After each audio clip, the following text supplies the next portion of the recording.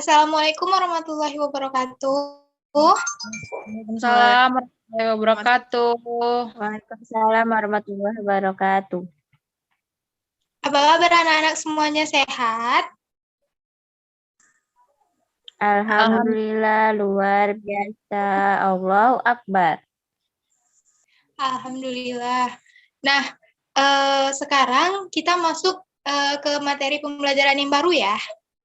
Sebelum kita masuk materi pembelajaran yang baru, alangkah lebih baiknya kita berdoa ya.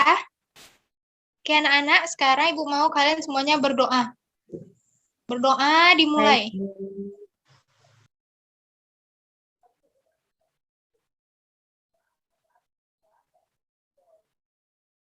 Oke, selesai. Nah, kali ini Ibu mau nanya dulu nih. Di sini teman kalian ada yang nggak hadir nggak? Atau udah hadir semua? Ada yang nggak hadir, Bu? Siapa, Nak? Si Cici dia nggak hadir, Bu. Katanya dia sakit. Oke, selain Cici berarti hadir semua ya? Iya, Bu. Nah, kalau gitu, sekarang kita langsung masuk ke materi ya. Materi kita hari ini adalah statistika atau ukuran pemusatan data. Nah, materi kita kali ini cuma berfokus pada modus, median, dan mean pada data tunggal aja ya. Kita masuk pertama. Sebelum kita mengetahui apa itu modus, median, dan mean, kita harus tahu apa itu pengertian dari ukuran pemusatan data. Di sini udah Ibu ringkas, bisa anak-anak baca. Ukuran pemusatan data adalah suatu metode deskriptif yang menunjukkan pusat suatu data atau perwakilan dari suatu data tersebut. Nah, biasanya yang familiar kita kenal itu ukuran pemusatan data itu ada 3, yaitu ada modus, median, dan ayo satu lagi. Mean, Bu. Pintar. Nah, anak-anak ada yang tahu nggak apa aja sih perbedaan dari ketiganya itu? Ada yang udah tahu belum? Fani udah tahu? Belum, Bu. Oke, di sini ada yang udah tahu? Atau masih belum tahu semua? Belum tahu, Bu. Oke, kalau gitu Ibu jelaskan ya. Ibu jelaskan secara singkat supaya kalian cepat mengerti. Kita masuk ke yang pertama. Yang pertama yaitu adalah modus. Modus di sini atau dia biasa dikenal dengan nilai yang paling sering muncul. Nah, jadi nanti kalau anak-anak ngelihat ada suatu data, misalnya nih terdiri dari banyak angka. Nah, kalau misalnya Bu tanya, anak-anak tolong tentukan modus dari data ini ya. Nah, berarti kalau Ibu bilang modus, tugas kalian itu cuma mencari yang paling sering muncul atau yang paling banyak muncul. Oke?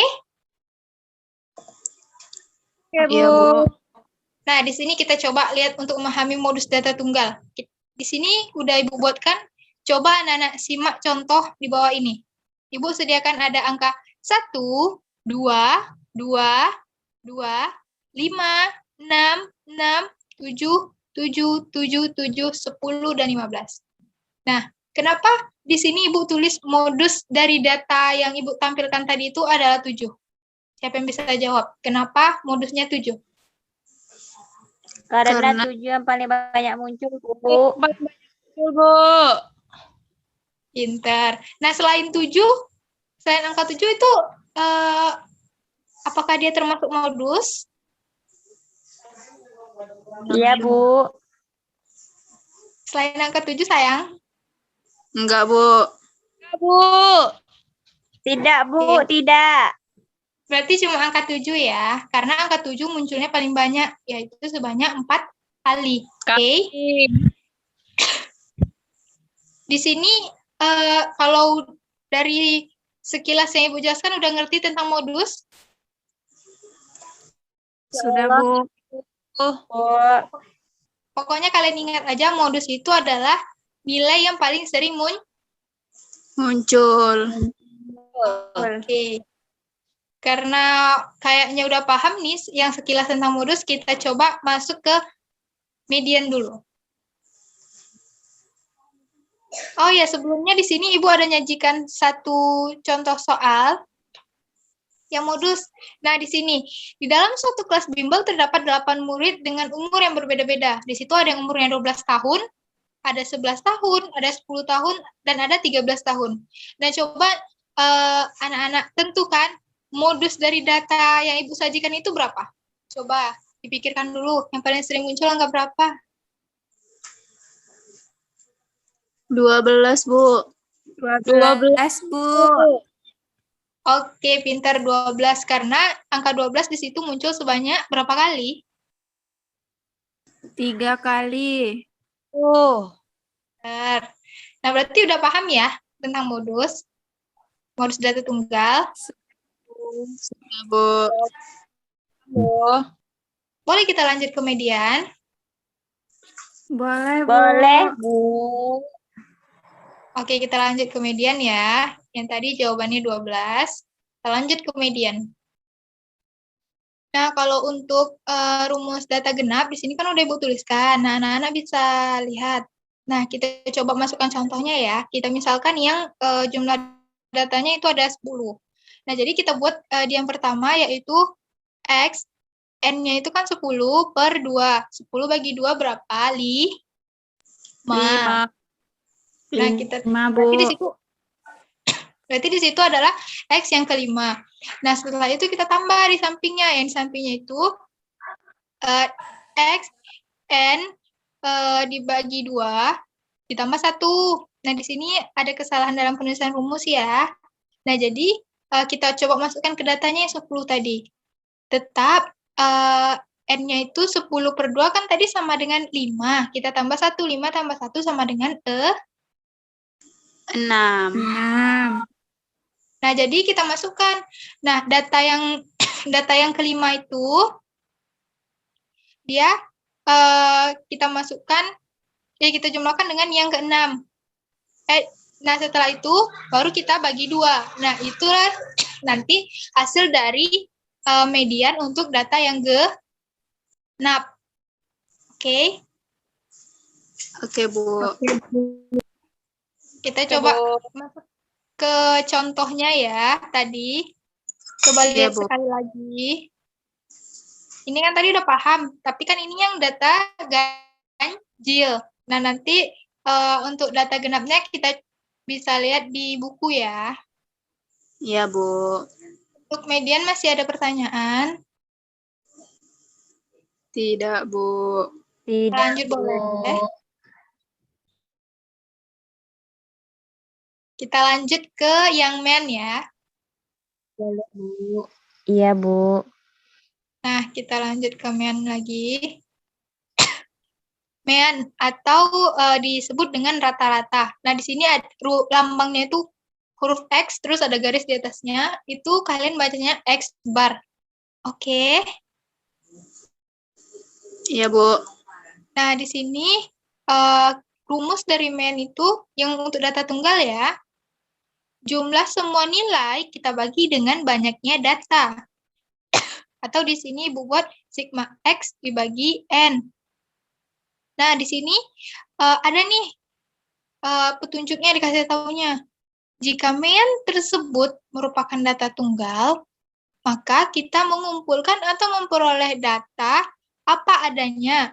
Bisa berurutan ataupun acak. Dan kita nggak perlu mengelompokkannya ke tabel frekuensi karena dia merupakan data Tunggal. Oke. Kalau misalnya nih anak-anak masih ragu, kita coba lihat contohnya dulu, boleh? Kita coba masuk ke contoh ya. Boleh, Bu. Boleh, Bu. Contoh dari men. Coba hitung men dari data berikut.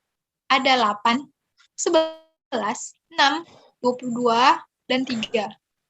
Nah, coba tentukan berapa men dari data berikut. Nah, kan tadi kalau yang men ini beda dengan men ya, dia nggak perlu kita urutkan. Langsung aja kita jumlahkan. 8 ditambah 11, ditambah 6, ditambah 22, dan ditambah 3 sama dengan hasilnya di sini kita peroleh 50. Nah, tadi katanya apa? Rumus dari MEAN adalah jumlah banyak data. Total dari data kita tadi dibagi dengan banyaknya data. Nah, di sini kan jumlahnya ada 50. Data kita ada berapa? Ada Ada 5, Bu. Nah, jadi 50 dibagi 5 sama dengan 10. 10, 10, Bu. 10. Kita coba lihat jawabannya ya. Nah, jawabannya benar ya, adalah 10. Nah, kalau untuk MEAN yang data tunggal ini kan udah nih. Menurut Ibu nggak perlu kalian susah-susah berhitung gimana-gimana, tapi kan di sini cuma kalian jumlahkan semuanya, terus bagi berapa banyak jumlah datanya. Bisa dipahami? Bisa, Bu. Bisa, Bu. Oke. Nah, kalau gitu, Ibu mau kalian coba lihat contoh soal penerapan. Nah, di sini Ibu menyediakan 3 contoh soal penerapan. Nomor 1. Modus dari data berikut adalah, Ibu di sini memaparkan ada beberapa data, ada 102, 108, 106, 107, 108, 105, 107, 105, 108, 106, 106, 106, 107, 102, dan 105. Nah, coba kalian perhatikan, terus coba kalian cari, Ibu kasih waktunya cuma 1 menit untuk menentukan mana modus dari data ini. Yang udah tahu jawabannya langsung dijawab ya.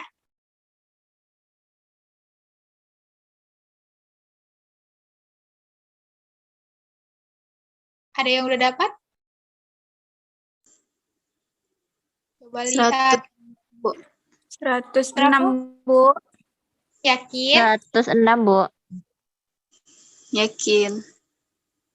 Oke, kenapa 106? Siapa yang bisa ngasih alasan? Karena 106 paling banyak muncul, Bu. Ada 4 kali. Oke, pintar. Nah, untuk soal nomor 1, paham? Berarti tentang modus sudah paham ya? Paham, Bu. Bu. Oke, kita lanjut soal nomor 2. Kalau tadi kalian betul-betul memperhatikan, kalian tahu nih jawabannya. Median dari data yang Ibu paparkan ini berapa? Ini adalah data ganjil. Coba kalian lihat. Ibu kasih waktunya 2 menit. Perhatikan datanya.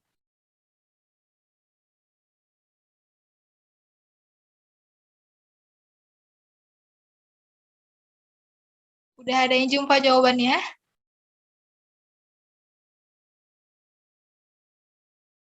Perhatikan baik-baik ya. 7, Bu. Yakin? Yakin. Nggak keliru?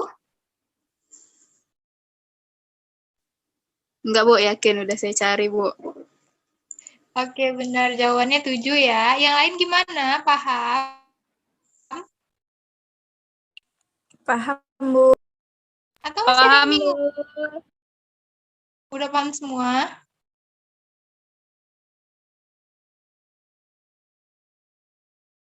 Ada yang mau ditanyakan tentang soal nomor 2?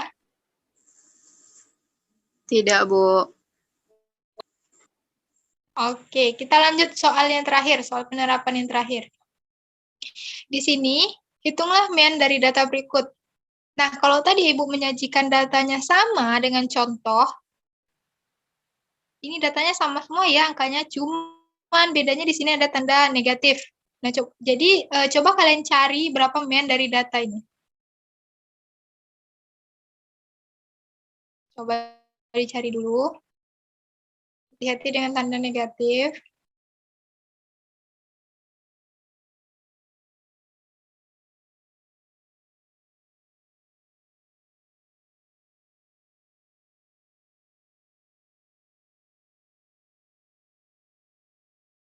Udah ada yang ketemu jawabannya? 6,4, Bu. Kenapa 6,4, Fani? Kan dikurang. Maksudnya?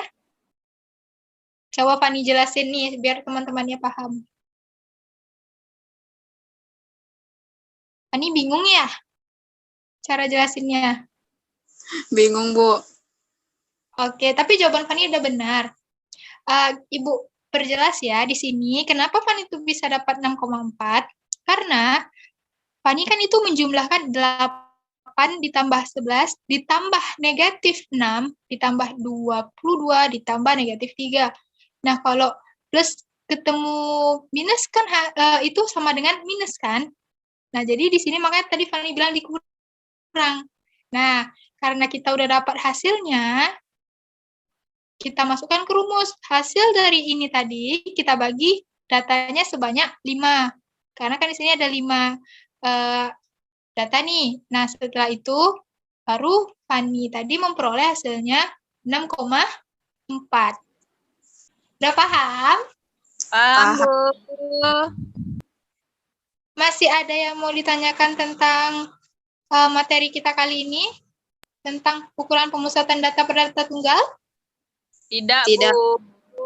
Tidak, Bu. Udah paham semua? Ya Allah, paham, Bu. Oke, Paham, kalau Bu. gitu kita cukupkan pertemuan kita kali ini. Anak-anak kerjakan tugas yang ada di LKS pada bab statistika ini. Nah, setelah itu kirim ke Google Classroom-nya ya. Kalau ada yang Yap. tidak paham, silakan ditanya ke Ibu, oke? Oke, Iya, Bu. Bu. Baik, Oke, Bu. Bu. Oke. Kalau gitu, Ibu tutup dulu ya. Baik, Bu. Kita tutup dengan lafaz hamdalah. Alhamdulillah. Alhamdulillahirabbil alamin. Assalamualaikum warahmatullahi wabarakatuh. Waalaikumsalam. Waalaikumsalam warahmatullahi wabarakatuh. Terima kasih ya, Bu.